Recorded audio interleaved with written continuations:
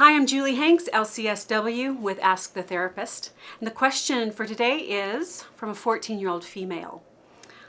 As a minor, how much of what I tell a therapist will my parents hear?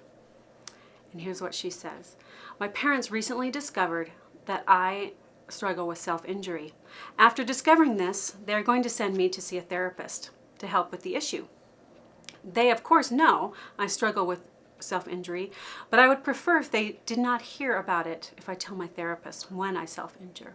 Is that possible, or is it required that they inform my parents when I cut? As a minor, do I have any confidentiality with my parents?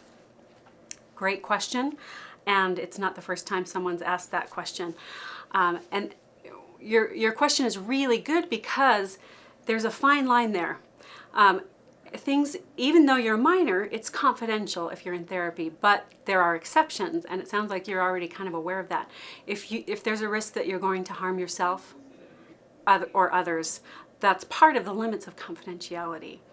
So what I suggest is bring that up in your first session with your specific therapist. Where is that line? Ask your therapist directly, where's the line where you will have to talk to my parents about this? And it's important to remember that your therapist is on your side, and so are your parents.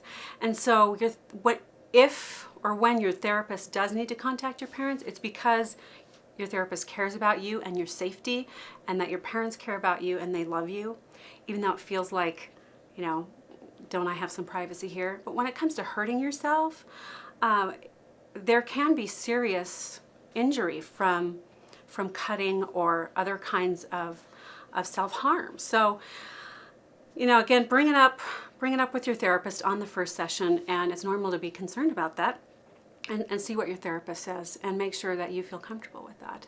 I'm glad you're going to therapy and that your parents know that that's appropriate now that they know that you're hurting yourself. And I challenge you to get to the root with your therapist of why you're doing this, what you're getting from it, and what are some other strategies to stop the self-injury. So I wish you the best. Take good care of yourself, and feel free to write back if you have any other concerns or questions. I'm Julie Hanks, LCSW with Ask the Therapist, and you can find out more about me at juliehanks.com.